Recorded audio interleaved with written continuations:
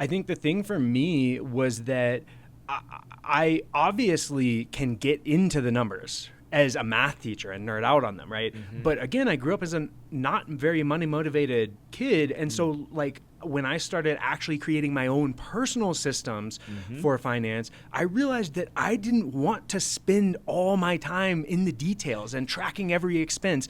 I wanted to create simple systems that were not optimizing for making the most money over, the entire span of my lifetime, but instead optimizing for spending the minimum amount of time necessary while achieving the results that I wanted in terms of lifestyle.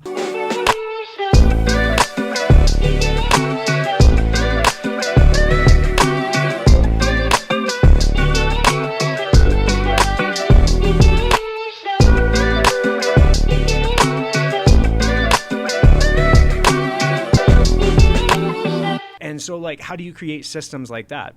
And this is where I think there's a couple of gurus that I want to come back to.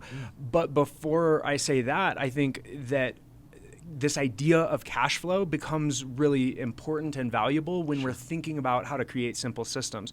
And the reason for that is because cash flow feels like a really simple equation on the surface level, right? Like we have income coming in and we have expenses plus savings, and that's really it.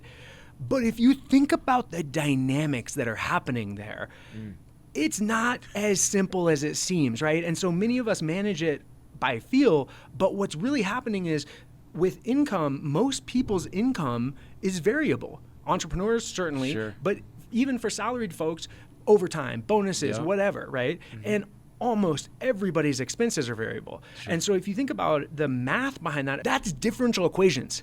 Like that's really hard math. That's like I couldn't do that class in college. It was like at my limits. And then actually it made a lot more sense to use them when I was applying them towards something, right? Right. But that's a different story, right?